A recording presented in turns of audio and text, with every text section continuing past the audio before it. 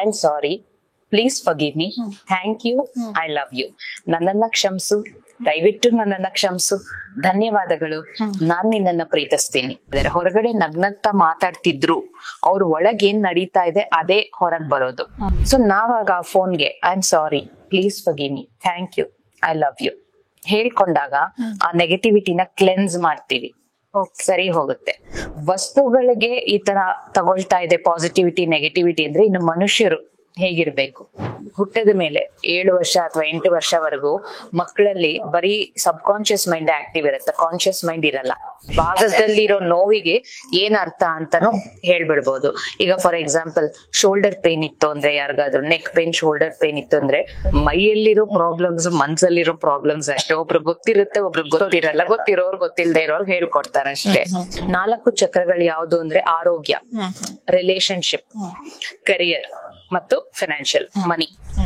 ಈ 4 ನಮ್ಗೆ ಲೈಫ್ ಅಲ್ಲಿ ಬಂದ್ರೆ ಪ್ರಾಬ್ಲಮ್ಸ್ ಈ 4 ಏರಿಯಾಸ್ ಅಲ್ಲೇ ಬರೋದು, ಬೇರೆ ಯಾವ್ದ್ರಲ್ಲೂ ಬರಲ್ಲ.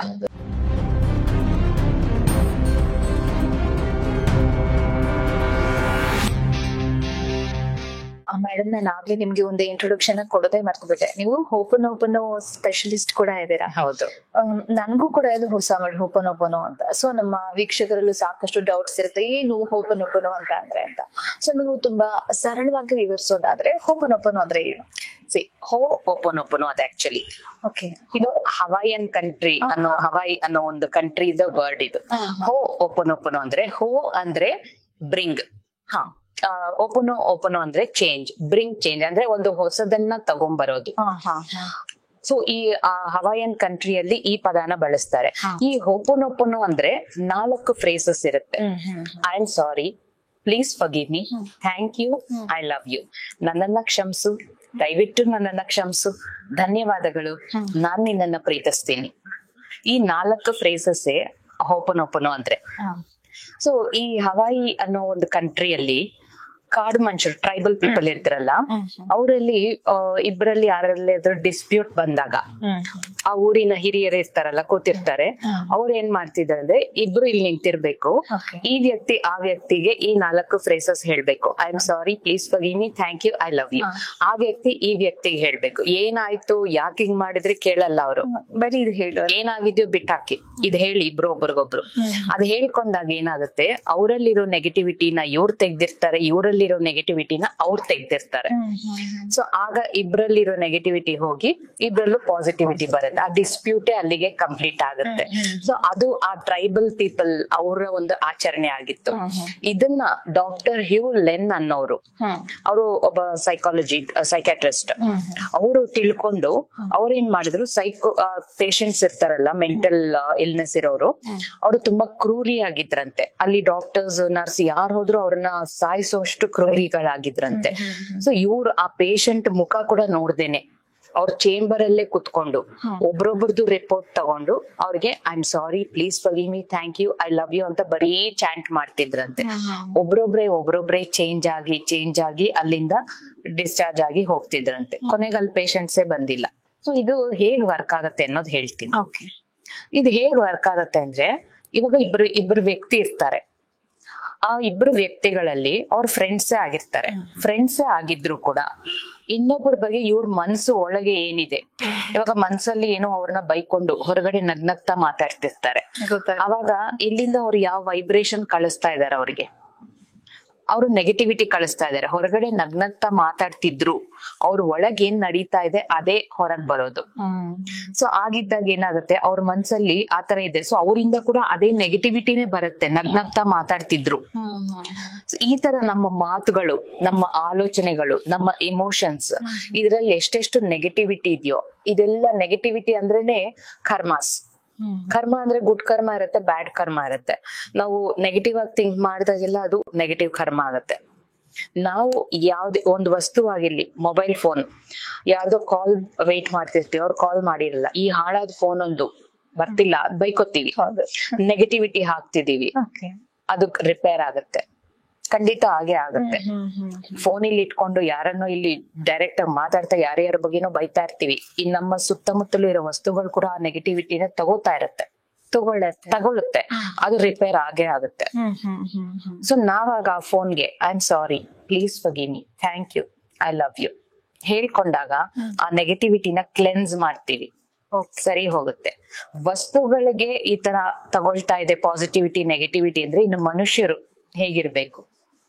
ಸೊ ಓವರ್ ಆಲ್ ಆಗಿ ಓಪನ್ ಅಂದ್ರೆ ನೆಗೆಟಿವಿಟಿನ ಕ್ಲೆನ್ಸ್ ಮಾಡೋದು. ಓಕೆ. ಸೊ ಇದ್ರಲ್ಲಿ ಏನ್ ಮಾಡ್ತೀವಿ? ಫಾರ್ಗಿವ್ನೆಸ್, ಕ್ಷಮಿಸು ಅಂತ ಕೇಳ್ತೀವಿ, ಪ್ರೀತಿ ಕಳಿಸ್ತೀವಿ, ಲವ್ ಯು ಅಂತ, ಧನ್ಯವಾದಗಳನ್ನ ಹೇಳ್ತೀವಿ. ಈ ಫಾರ್ಗಿವ್ನೆಸ್, ಲವ್ ಅಂಡ್ ಬ್ಲೆಸ್ಸಿಂಗ್ಸ್ ಇದೇನಿದೆ, ಇದು 3 ಇದ್ರೆ ಸಾಕು. ಮನುಷ್ಯ ಎಲ್ಲಿ ಹೋದ್ರು ಅವ್ರ ಫ್ರೀಕ್ವೆನ್ಸಿ ಹೈ ಇರುತ್ತೆ. ಯಾರಲ್ಲೂ ಇವ್ರ ಮನ್ಸಲ್ಲಿ ಯಾರ ಬಗ್ಗೆನೂ ನೆಗೆಟಿವಿಟಿ ಇರಲ್ಲ, ಎಲ್ಲರಲ್ಲಿ ಪಾಸಿಟಿವಿಟಿನೇ ತಗೋತಾರೆ. ಆ ತರ ಓಪನ್. ಓಕೆ. ಇದು ಇಂಡಿಯನ್ ಕಂಟ್ರೀಸ್ ಅಲ್ಲೆಲ್ಲ ಹೇಗಿದೆ? ಅದು ನೀವು ಹೇಳಿದ್ರೆ ಇದು ಹವಾಯಿ ಕಂಟ್ರೀಸ್ ಅಲ್ಲಿ ಇರೋದು ಅಂತ. ಇದು ನಮ್ಮ ಇಂಡಿಯಾದಲ್ಲಿ ಚಾಲ್ತಿಯಲ್ಲಿ ಇದೆಯಾ ಅಥವಾ ಈಗೀಗ?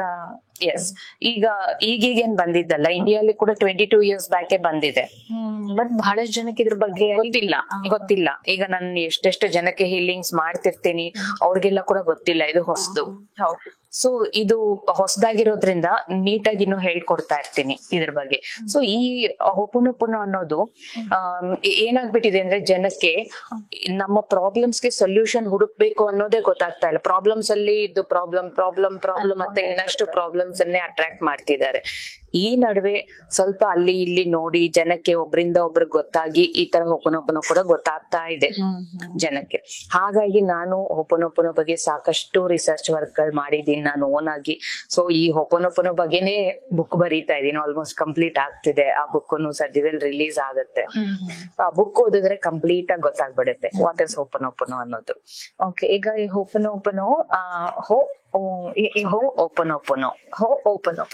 ಇದು ಹೀಲಿಂಗ್ ಗೆ ಯಾವ ರೀತಿ ರಿಲೇಟ್ ಆಗುತ್ತೆ? ಎಸ್, ಈಗ ಹೀಲಿಂಗ್ ಅಂದ್ರೆ ಫಸ್ಟ್ ಆಫ್ ಆಲ್, ಈಗ ನನ್ನ ಹತ್ರ ಒಬ್ರು ವ್ಯಕ್ತಿ ಬಂದಿರ್ತಾರೆ ಹೀಲಿಂಗ್ ಅಂತ. ಅವ್ರಿಗೆ ಆರೋಗ್ಯದಲ್ಲಿ ಪ್ರಾಬ್ಲಮ್ ಇರಬಹುದು, ರಿಲೇಶನ್ಶಿಪ್ ಅಲ್ಲಿ ಇರಬಹುದು, ಕೆರಿಯರ್ ಇರಬಹುದು, ಅಥವಾ ಫಿನಾನ್ಷಿಯಲ್ ಪ್ರಾಬ್ಲಮ್ ಇರಬಹುದು. ಯಾವುದೇ ಪ್ರಾಬ್ಲಮ್ ಇರ್ಲಿ, ಫಸ್ಟ್ ಆಫ್ ಆಲ್ ಆ ಪ್ರಾಬ್ಲಮ್ ಯಾಕೆ ಬಂತು? ಯಾಕೆ ಅಂದ್ರೆ ಅವರಲ್ಲಿ ಒಂದು ಸ್ಟೋರ್ ರೂಮ್ ತರ ಎಲ್ಲಾ ಇಮೋಷನ್ಸ್ ನ ಹಾಕಿ ಸ್ಟೋರ್ ಮಾಡಿ ಇಟ್ಕೊಂಡಿದ್ದಾರೆ. ಇದು ಎಲ್ಲಿಂದ? ಅವ್ರ ಚಿಕ್ಕ ವಯಸ್ಸಲ್ಲಿ ಇದ್ದಾಗಿಂದ, ಅಮ್ಮನ ಹೊಟ್ಟೆಯಲ್ಲಿ ಇದ್ದಾಗಿಂದ, ತಾಯಿ ಹೊಟ್ಟೆಯಲ್ಲಿದ್ದಾಗ ಆ ತಾಯಿಯ ಇಮೋಷನ್ಸ್ ಕ್ಯಾಚ್ ಮಾಡ್ಕೊಂಡಿರುತ್ತೆ ಆ ಮಗು. ಆ ತಾಯಿ ಟೆನ್ಷನ್ ಆಗಿದ್ರೆ, ತುಂಬಾ ಯಾವಾಗ್ಲೂ ಕೋಪ ಮಾಡ್ಕೊಂಡಿದ್ರೆ ಆ ಇಮೋಷನ್ಸ್ ಅನ್ನೇ ತಗೊಂಡಿರುತ್ತೆ. ಹುಟ್ಟೋ ಮುಂಚೆನೆ ತಗೊಂಡೇ ಹುಟ್ಟತ್ತೆ. ಹುಟ್ಟಿದ ಮೇಲೆ 7 ವರ್ಷ ಅಥವಾ 8 ವರ್ಷವರೆಗೂ ಮಕ್ಕಳಲ್ಲಿ ಬರೀ ಸಬ್ ಕಾನ್ಶಿಯಸ್ ಮೈಂಡ್ ಆಕ್ಟಿವ್ ಇರುತ್ತೆ, ಕಾನ್ಶಿಯಸ್ ಮೈಂಡ್ ಇರಲ್ಲ. ಅವಾಗ ಏನಾಗುತ್ತೆ, ಅವರ ಸುತ್ತಮುತ್ತಲು ಏನ್ ನಡೀತಾ ಇದೆಯೋ ಮನೆಯಲ್ಲಿ ಅದನ್ನೇ ಕ್ಯಾಚ್ ಮಾಡುತ್ತೆ. ಈಗ ದೊಡ್ಡವರ, ಈಗ ಒಂದ್ ಎಕ್ಸಾಂಪಲ್ ಹೇಳ್ತೀನಿ. ಚಿಕ್ಕ ವಯಸ್ಸಲ್ಲಿ ಅವ್ರ ಮನೆಯಲ್ಲಿ, ಈಗ ತಂದೆಗೆ ಒಂದು ಬಿಸ್ನೆಸ್ ಪ್ರಾಬ್ಲಮ್ ಅನ್ಕೊಳ್ಳೋಣ, ಲಾಸ್ ಆಗಿರುತ್ತೆ. ಯಾವಾಗ್ಲೂ ಹಣದ ಬಗ್ಗೆ ಮಾತಾಡ್ತಾ ಇರ್ತಾರೆ, ಬಿಸ್ನೆಸ್ ಸರಿ ಹೋಗ್ಲಿಲ್ಲ, ಲಾಸ್ ಆಗಿದೆ ಅಂತ. ಈ ಮಗುವಿನ ಸಬ್ ಕಾನ್ಶಿಯಸ್ ಮೈಂಡ್ ಕೇಳಿಸ್ಕೊತಾ ಇದೆ, ಇಲ್ಲಿ ರಿಜಿಸ್ಟರ್ ಆಗ್ಬಿಟ್ಟಿದೆ ಅದು. ಆ ಮಗು ಬೆಳೀತಾ ತಂದೆ ಎಲ್ಲ ಮತ್ತೆ ರಿಕವರ್ ಆಗಿದ್ದಾರೆ, ಬಿಸ್ನೆಸ್ ಪಿಕಪ್ ಆಗಿದೆ, ಹಣ ಇದೆ, ಎಲ್ಲ ಇದೆ. ಬಟ್ ಈ ಮಗುವಿನ ಸಬ್ ಕಾನ್ಶಿಯಸ್ ಮೈಂಡ್ ಅಲ್ಲಿ ಅದಿದೆ. ಈ ಮಗು ಬೆಳೆದು ದೊಡ್ಡದಾಗಿ ಅವನು ಒಂದು ಜಾಬ್ ಅಂತ ಹೋದಾಗ ಅಥವಾ ಬಿಸ್ನೆಸ್ ಅಂತ ಮಾಡಕ್ ಹೋದಾಗ ಹಣ ಇಲ್ದಲ್ಲಿ ಜಾಬ್ ಸಿಗಲ್ಲ, ಅಥವಾ ಸಿಕ್ಕಿದ್ರು ಹಣ ಕೈಯಲ್ಲಿ ಉಳಿಯಲ್ಲ. ಯಾಕಂದ್ರೆ ಒಳಗಿದೆ ಸಬ್ ಕಾನ್ಶಿಯಸ್ ಮೈಂಡ್ ಅಲ್ಲಿ ಆ ಜಾಬ್, ಆ ಚಿಕ್ಕ ವಯಸ್ಸಲ್ಲಿ ಮನೇಲಿ ಏನ್ ನಡೀತಾ ಇತ್ತು ಅದಿದೆ. ಅದನ್ನ ಕ್ಲೆನ್ಸ್ ಮಾಡ್ಬೇಕು ಈಗ ನಾವು. ಸೊ ಅದನ್ನೇ ಈಗ ನಾನ್ ಮಾಡೋದು. ಆರೋಗ್ಯದಲ್ಲಿ ಪ್ರಾಬ್ಲಮ್ ಇದೆ ಅಂದ್ರೆ ಎಲ್ಲಿಂದ ಸ್ಟಾರ್ಟ್ ಆಯ್ತು, ನಮ್ಮ ದೇಹದ ಯಾವ ಭಾಗದಲ್ಲಿ ನೋವಿದ್ಯೋ ಆ ಭಾಗದಲ್ಲಿರೋ ನೋವಿಗೆ ಏನ್ ಅರ್ಥ ಅಂತಾನು ಹೇಳ್ಬಿಡ್ಬೋದು. ಈಗ ಫಾರ್ ಎಕ್ಸಾಂಪಲ್ ಶೋಲ್ಡರ್ ಪೇನ್ ಇತ್ತು ಅಂದ್ರೆ, ಯಾರಿಗಾದ್ರು ನೆಕ್ ಪೇನ್, ಶೋಲ್ಡರ್ ಪೇನ್ ಇತ್ತು ಅಂದ್ರೆ, ಜವಾಬ್ದಾರಿಯಿಂದ ಅವ್ರು ಜಾಸ್ತಿ ಬರ್ಡನ್ ಆಗಿ ತಗೊಂಡಿದ್ದಾರೆ, ಸ್ಟ್ರೆಸ್ ಫೀಲ್ ಆಗ್ತಾ ಇದ್ದಾರೆ. ಸೊ ಆ ನೋವೇ ಅಲ್ಲಿ ಕೂತಿದೆ, ಎಮೋಷನ್. ಸೊ ಈ ಹೀಲಿಂಗ್ ಮಾಡಿದಾಗ ಅಲ್ಲಿಂದ ಆ ಎಮೋಷನ್ ರಿಲೀಸ್ ಆಗಿ ಅವರು ಪೇನ್ ಹೋಗ್ಬಿಡುತ್ತೆ. ಹಾಗಂತ ಇದು ಮೆಡಿಸಿನ್ ಗೆ ರಿಪ್ಲೇಸ್ಮೆಂಟ್ ಖಂಡಿತ ಅಲ್ಲ. ಡಾಕ್ಟರ್ ಹತ್ರ ಹೋಗ್ಬಾರ್ದು ಅಂತ ಖಂಡಿತ ನಾನು ಹೇಳಲ್ಲ. ನಾವು ಬರೀ ಇಮೋಷನ್ಸ್ ನ ರಿಲೀಸ್ ಮಾಡ್ತೀವಿ. ನಮ್ಮ ದೇಹದಲ್ಲಿ ಏನಾದ್ರೂ ಪ್ರಾಬ್ಲಮ್ ಆಗಿತ್ತು ಅಂದ್ರೆ ಅದು ಡಾಕ್ಟರ್ಸೇ ನೋಡ್ಕೋಬೇಕು. ನಾವು ಬರೀ ಇಮೋಷನ್ಸ್ ಅಷ್ಟೇ. ಸೊ ಈ ರೀತಿ 1 ತಿಂಗಳು ಅವರಿಗೆ ಕೂರಿಸಿ ಹೀಲಿಂಗ್ ಮಾಡ್ತಾ ಚಿಕ್ಕ ವಯಸ್ಸಿಂದ ಅವ್ರು ಸ್ಟೋರ್ ಮಾಡಿ ಇಟ್ಕೊಂಡಿರೋ ಆ ಇಮೋಷನ್ಸ್ ಎಲ್ಲ ರಿಲೀಸ್ ಆಗತ್ತೆ. ಬರೀ ಚಿಕ್ಕ ವಯಸ್ಸಿಂದ ಬಂದಿರೋ ಇಮೋಷನ್ಸ್ ಅಲ್ಲ ಅದು. ಕೆಲವೊಮ್ಮೆ ಹಿಂದಿನ ಜನ್ಮದಿಂದ ಕೂಡ ಬಂದಿರುತ್ತೆ, ಇನ್ನು ಕೆಲವೊಮ್ಮೆ ಆನ್ಸೆಸ್ಟರ್ಸ್, ಪೂರ್ವಜರಿಂದ ಕೂಡ ಬಂದಿರುತ್ತೆ.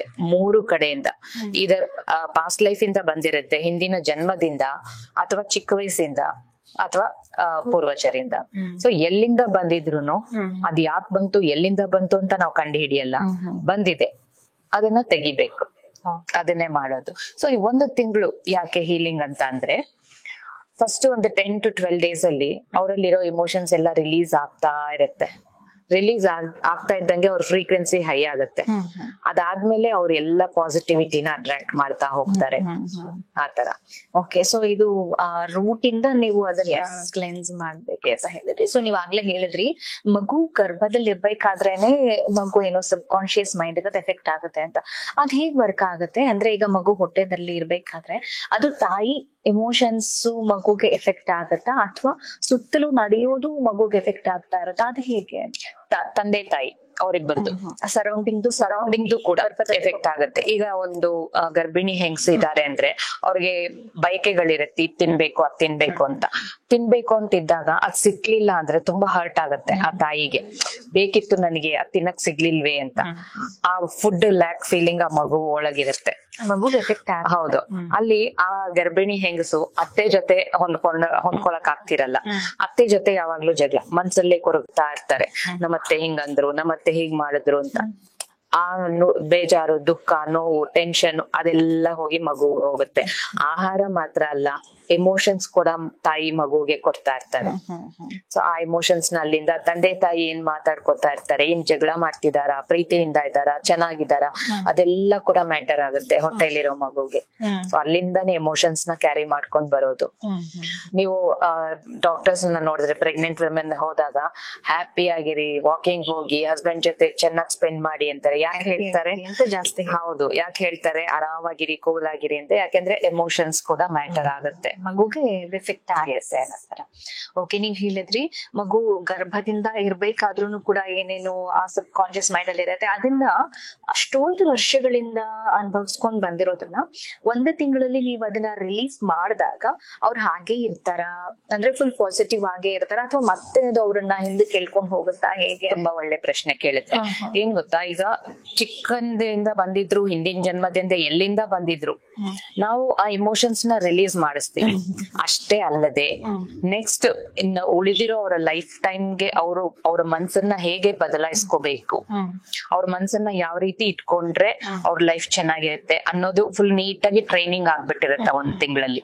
ರಿಲೀಸ್ ಮಾಡೋದೇ ಅಲ್ಲದೆ ನೆಕ್ಸ್ಟ್ ಹೇಗೆ ಅವ್ರ ಮನ್ಸನ್ನ ಬದಲಾಯಿಸ್ಕೋಬೇಕು, ಆರೋಗ್ಯದಲ್ಲಿ ಪ್ರಾಬ್ಲಮ್ ಬಂದ್ರೆ, ರಿಲೇಶನ್ಶಿಪ್ ಅಲ್ಲಿ ಪ್ರಾಬ್ಲಮ್ ಬಂದ್ರೆ, ಕೆರಿಯರ್ ಪ್ರಾಬ್ಲಮ್ ಅಥವಾ ಫೈನಾನ್ಷಿಯಲ್ ಪ್ರಾಬ್ಲಮ್ ಬಂದ್ರು ಅದನ್ನ ಹೇಗೆ ಇವರು ವಿಸ್ಟ್ಯಾಂಡ್ ಮಾಡ್ಕೊಂಡು ಹೇಗೆ ಆ ಇಮೋಷನ್ಸ್ ನ ಅವ್ರು ಬ್ಯಾಲೆನ್ಸ್ ಮಾಡ್ಕೋಬೇಕು, ಇದೆಲ್ಲ ನೀಟಾಗಿ ಟ್ರೈನ್ ಮಾಡ್ಬಿಟ್ಟಿರ್ತೀವಿ. ಹಾಗಾಗಿ ಫಸ್ಟ್ ಆಫ್ ಆಲ್ ಪ್ರಾಬ್ಲಮ್ ಬರಲ್ಲ, ಬಂದ್ರು ಅದನ್ನ ಹೇಗೆ ಅವ್ರು ಸರಿ ಮಾಡ್ಕೋಬೇಕು ಅಂತ ಅವ್ರಿಗೆ ಗೊತ್ತಾಗ್ಬಿಡುತ್ತೆ. ಚೆನ್ನಾಗಿ ಟ್ರೈನ್ ಮಾಡೋದು. ಓಕೆ, ಈ ಹೀಲಿಂಗ್ ಅನ್ನೋದು ಜನಗಳ ನೀವ್ ಯಾರು ಇರ್ತಾರೆ ಪೇಷಂಟ್ಸ್ ಅಂತ ಕರಿಬಹುದಾ, ಅವ್ರನ್ನ ಏನು ಗೊತ್ತಿಲ್ಲ, ವ್ಯಕ್ತಿಗಳ. ನಾನ್ ಪೇಷಂಟ್ಸ್ ಅನ್ನೆಲ್ಲ ಏನು ಇಲ್ಲ, ನಾವೆಲ್ಲರೂ ಹ್ಯೂಮನ್ ಬೀಯಿಂಗ್ಸ್, ಯಾರು ಡಾಕ್ಟರ್ಸ್ ಅಲ್ಲ, ಯಾರು ಪೇಷಂಟ್ಸ್ ಅಲ್ಲ. ಮೈಯಲ್ಲಿರೋ ಪ್ರಾಬ್ಲಮ್ಸ್, ಮನ್ಸಲ್ಲಿರೋ ಪ್ರಾಬ್ಲಮ್ಸ್ ಅಷ್ಟೇ. ಒಬ್ರು ಗೊತ್ತಿರುತ್ತೆ, ಒಬ್ರು ಗೊತ್ತಿರಲ್ಲ. ಗೊತ್ತಿರೋರು ಗೊತ್ತಿಲ್ಲದೆ ಇರೋರು ಹೇಳ್ಕೊಡ್ತಾರೆ ಅಷ್ಟೇ.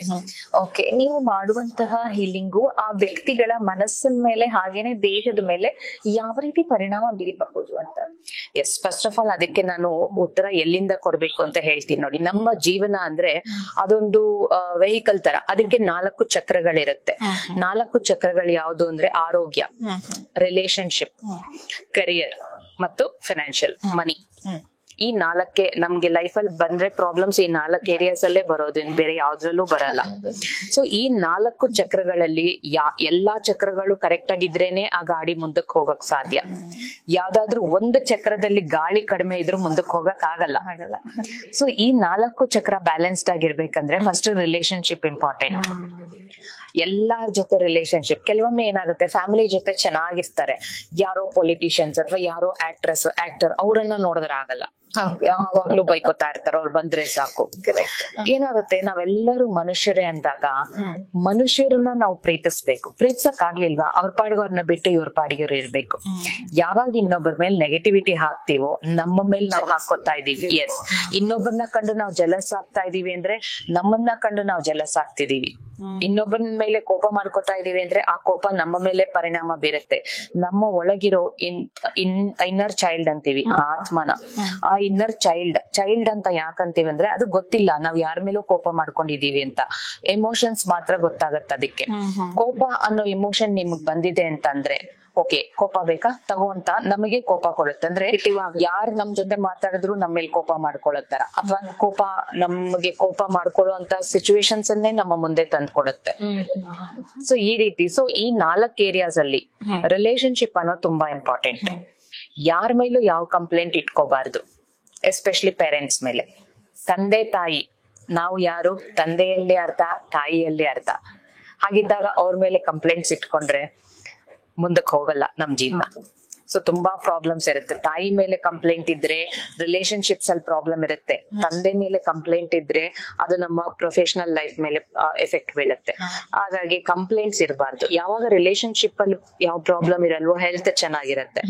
ಈ ಹೆಲ್ತ್ ಅಂಡ್ ರಿಲೇಶನ್ಶಿಪ್ ಚೆನ್ನಾಗಿದ್ದಾಗ ನಮ್ಗೆ ಕರಿಯರ್ ತುಂಬಾ ಚೆನ್ನಾಗಿರುತ್ತೆ. ಈ 3 ಚೆನ್ನಾಗಿದ್ರೆ ಮನಿ ತುಂಬಾ ಚೆನ್ನಾಗಿ ಫ್ಲೋ ಆಗುತ್ತೆ ನಮ್ ಲೈಫ್ ಅಲ್ಲಿ. ಈ ರೀತಿ ಒಂದಕ್ಕೊಂದು ರಿಲೇಟ್ ಆಗಿದೆ ಈ 4 ಏರಿಯಾಸ್. ಸೊ ನಮ್ಮ ಲೈಫ್ ಅಲ್ಲಿ ಈಗ ಯಾರಿಗಾದ್ರೂ ಆರೋಗ್ಯದಲ್ಲಿ ತೊಂದರೆ ಇದೆ ಅಂದ್ರೆ ಬರೀ ಇಮೋಷನ್ಸ್ ಅನ್ನ ಅವ್ರ ಒಳಗ್ ಹಾಕೊಂಡು ಅವ್ರ ದೇಹದಲ್ಲಿ ಪ್ರಾಬ್ಲಮ್ ತಂದ್ಕೊಂಡಿದ್ದಾರೆ. ಅದು ರಿಲೇಶನ್ಶಿಪ್ ಇಂದಾನೇ ಬಂದಿದೆ. ಕರಿಯರ್ ಅಲ್ಲಿ ಪ್ರಾಬ್ಲಮ್, ಜಾಬ್ ಸಿಗ್ತಾ ಇಲ್ಲ ಅಂದ್ರೆ ಜಾಬ್ ಬಗ್ಗೆ ಇವ್ರ ಮನ್ಸಲ್ಲಿ ಯಾವ ನೆಗೆಟಿವಿಟಿ ಇದೆ, ಅಥವಾ ತಂದೆ ಮೇಲೆ ಯಾವ ಕೋಪ ಇದೆ, ಯಾವ ಕಂಪ್ಲೇಂಟ್ಸ್ ಇದೆ, ಆತರ.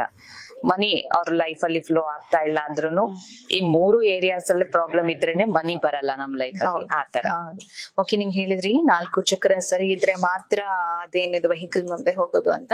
ಸೊ ಈ ಹೀಲಿಂಗ್ ಅನ್ನೋದು ಮಾನಸಿಕವಾಗಿ, ದೈಹಿಕವಾಗಿ ಅಲ್ಲದೇನೆ ಈ ಫಿನಾನ್ಷಿಯಲ್ ಹಣದ ಸಮಸ್ಯೆಗೆ ಯಾವ ರೀತಿ ವರ್ಕ್ ಆಗುತ್ತೆ ಅಂತ. ಅಂದ್ರೆ ಈಗ ಮಾನಸಿಕ ಮತ್ತೆ ದೈಹಿಕ ಅಂದಾಗ ನಮ್ಮಲ್ಲಿ ನಾವು ಬದಲಾವಣೆ ಮಾಡ್ಕೊಳ್ಳುವಂಥದ್ದು, ಅದು ಹಣದ ಮೇಲೆ ಯಾವ ರೀತಿ ಪರಿಣಾಮ ಆಗ್ತದೆ, ಹೇಗೆ ನಾವು ಇಂಪ್ರೂವ್ ಮಾಡ್ಕೋಬಹುದು? ಈಗಿನ ಈ ಬಿಸಿ ಲೈಫ್ ಅಲ್ಲಿ ತುಂಬಾ ಜನಕ್ಕೆ ಕಾಮನ್ ಪ್ರಾಬ್ಲಮ್ ಸ್ಟ್ರೆಸ್ ಅಲ್ಲದೆ ಇರೋದೇ ಫೈನಾನ್ಷಿಯಲ್ ಪ್ರಾಬ್ಲಮ್. ಸೊ ಈ ಫೈನಾನ್ಷಿಯಲ್ ಪ್ರಾಬ್ಲಮ್ ಅನ್ನೋದು ಎಲ್ಲಿಂದ ಸ್ಟಾರ್ಟ್ ಆಗುತ್ತೆ ಅಂದ್ರೆ ಹಲವಾರು ಕಾರಣಗಳಿದೆ. ಫಸ್ಟ್ ಒಂದು, ಅವ್ರ ಚಿಕ್ಕ ವಯಸ್ಸಲ್ಲಿ ಇದ್ದಾಗ ಅವ್ರ ಮನೆಯಲ್ಲಿ ಯಾರಿಗಾದ್ರೂ ಪೇರೆಂಟ್ಸ್ ಅಥವಾ ಯಾರಾದ್ರೂ ತುಂಬಾ ಮನೆಗೆ ಬಂದು ಯಾವಾಗ್ಲೂ ಫೈನಾನ್ಷಿಯಲ್ ಪ್ರಾಬ್ಲಮ್ಸ್ ಬಗ್ಗೆ ಡಿಸ್ಕಸ್ ಮಾಡ್ತಿದ್ರೆ ಅವ್ರ ಸಬ್ ಕಾನ್ಶಿಯಸ್ ಮೈಂಡ್ ಎಲ್ಲ ಕೂತಿರುತ್ತೆ. ಅದು ಇವಾಗ ಅವ್ರಿಗೆ ಪರಿಣಾಮ ಬೀರುತ್ತೆ. ಅದೊಂದು ರೀಸನ್. ಇನ್ನೊಂದು ರೀಸನ್ ಏನಂದ್ರೆ ಮನಿ ಬಗ್ಗೆ ಯಾವಾಗ್ಲೂ ಆ ಹಣನ ಅವಮಾನ ಮಾಡಿ ಮಾತಾಡೋದು, ಗಾದೆಗಳಿದೆ, ಹಿಂದಿನ ಕಾಲದಿಂದ ಇರೋ ಗಾದೆಗಳು, ಹಾಸಿಗೆ ಇದ್ದಷ್ಟೇ ಕಾಲ್ ಚಾಚು, ಇದೆಲ್ಲ ಏನಾಗುತ್ತೆ, ಲಿಮಿಟಿಂಗ್ ಬಿಲೀಫ್ಸ್ ಕ್ರಿಯೇಟ್ ಆಗುತ್ತೆ ನಮ್ಮಲ್ಲಿ. ಸೊ ಈ ಲಿಮಿಟಿಂಗ್ ಬಿಲೀಫ್ಸ್ ಅಂದ್ರೆ ನಾನು ಇಷ್ಟೇ ಸಂಪಾದನೆ ಮಾಡ್ಬೇಕು, ಹಾಸಿಗೆ ಇಷ್ಟಿದೆ ಅಂದ್ರೆ ಇಷ್ಟೇ ಕಾಲ್ ಚಾಚ್ಕೋಬೇಕು, ಅದರಿಂದ ಆಚೆ ಕಾಲ್ ಚಾಚ್ಕೊಂಡ್ರೆ ಏನೋ ಆಗ್ಬಿಡುತ್ತೆ. ಸೊ ನಾನು ಇಷ್ಟೇ ಸಂಪಾದನೆ ಮಾಡ್ಬೇಕು, ಇದಕ್ಕಿಂತ ಜಾಸ್ತಿ ಸಂಪಾದನೆ ಮಾಡಬಾರ್ದು, ಹಣ ನನಗೆ ಸಿಗಲ್ಲ, ಹಣ ಸಂಪಾದನೆ ಮಾಡೋದು ತುಂಬಾ ಕಷ್ಟ. ಈ ರೀತಿಯಾದ ಲಿಮಿಟಿಂಗ್ ಬಿಲೀಫ್ಸ್ ನಮ್ಮಲ್ಲಿದ್ದಾಗ, ನೆಗೆಟಿವ್ ಥಾಟ್ಸ್, ಮನಿ ಬಗ್ಗೆ ನೆಗೆಟಿವ್ ಥಾಟ್ಸ್, ಲಿಮಿಟಿಂಗ್ ಬಿಲೀಫ್ಸ್ ಇದೆಲ್ಲ ನಮ್ಮಲ್ಲಿದ್ದಾಗ ಹಣ ನಮ್ಮ ಹತ್ರ ಬರಲ್ಲ. ಫಸ್ಟ್ ಆಫ್ ಆಲ್ ಏನ್ ಗೊತ್ತಾ, ಈ ಭೂಮಿ ಮೇಲೆ ಇರೋ ಪ್ರತಿ ಒಂದು living thing, non living thing ಒಂದು ಎನರ್ಜಿ ಅನ್ನೋದಿದೆ. ನಾವು ಹಾಕೊಳ್ಳೋ ಬಟ್ಟೆ, ನಾವು ಹಾಕೊಳ್ಳೋ ಸ್ಪೆಕ್ಸ್, ನಾವು ಯೂಸ್ ಮಾಡೋ phone, table, chair, sofa, TV, ಪ್ರತಿ ಒಂದಕ್ಕೂ ಒಂದು ಎನರ್ಜಿ ಅನ್ನೋದಿದೆ. ಅದಕ್ಕೆ ಅದು ನಮ್ಮ ಮಾತುಗಳನ್ನು ಕೂಡ ಕೇಳಿಸ್ಕೊಳ್ಳುತ್ತೆ.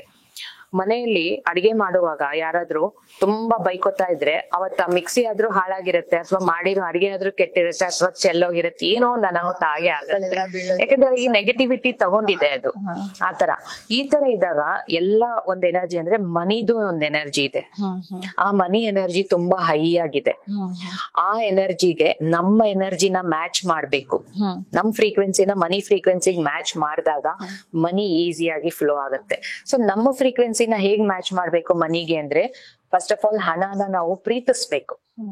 ಹಣ ಕೂಡ ನಮ್ಮ ಫ್ಯಾಮಿಲಿ ಮೆಂಬರ್, ನಮ್ಮ ಮಕ್ಕಳು, ನಮ್ಮ ತಂದೆ ತಾಯಿ, ಲೈಫ್ ಪಾರ್ಟ್ನರ್, ಆ ತರ ಅನ್ಕೊಂಡು ಅದನ್ನ ಪ್ರೀತಿಸ್ಬೇಕು. ಆಗ ಅತಿ ಆಸೆ ಇರಬಾರ್ದು. ಆಸೆ, ಮನಿ ಅಂದ್ರೆ ನನ್ ಪ್ರೀತಿ, ನಾನ್ ತುಂಬಾ ಪ್ರೀತಿಸ್ತೀನಿ ಹಣನ, ಎಷ್ಟು ಬೇಕಾದ್ರೂ ಸಂಪಾದನೆ ಮಾಡ್ತೀನಿ, ಹಣ ಸಂಪಾದನೆ ಮಾಡೋದು ನನಗೆ ತುಂಬಾ ಸುಲಭ. ಈ ತರ ಮಾತುಗಳೆಲ್ಲ ಹೇಳ್ಕೊಂಡು ಎಲ್ಲಿ ಹಣ ನೋಡಿದ್ರು ಅದನ್ನ ಪ್ರೀತಿಯಿಂದ ನೋಡಿ, ಎಲ್ಲಂದ್ರೆ ಅಲ್ಲಿ ಹಾಕಿರೋದು ಆ ತರ ಅಲ್ಲದೆ ನೀಟಾಗಿ ಇಟ್ಕೊಂಡು ಆರ್ಗನೈಸ್ಡ್ ಆಗಿ ನಮ್ಮಲ್ಲಿರೋ ಥಾಟ್ಸ್ ಅನ್ನೆಲ್ಲ ಬದಲಾಯಿಸ್ಕೊಳ್ತಾ ಸಬ್ ಕಾನ್ಶಿಯಸ್ ಮೈಂಡ್ ಅರ್ಥ ಮಾಡ್ಕೊಳ್ಳೋಕ್ ಸ್ಟಾರ್ಟ್ ಮಾಡುತ್ತೆ, ನೀನು ಹಣನ ಪ್ರೀತಿಸ್ತಾ ಇದ್ದೀಯಾ ಅಂತ. ಅವಾಗ ಹಣ ನಮ್ಮನ್ನ ನಾವೇ ಅಟ್ರಾಕ್ಟ್ ಮಾಡ್ತೀವಿ ಹಣನ.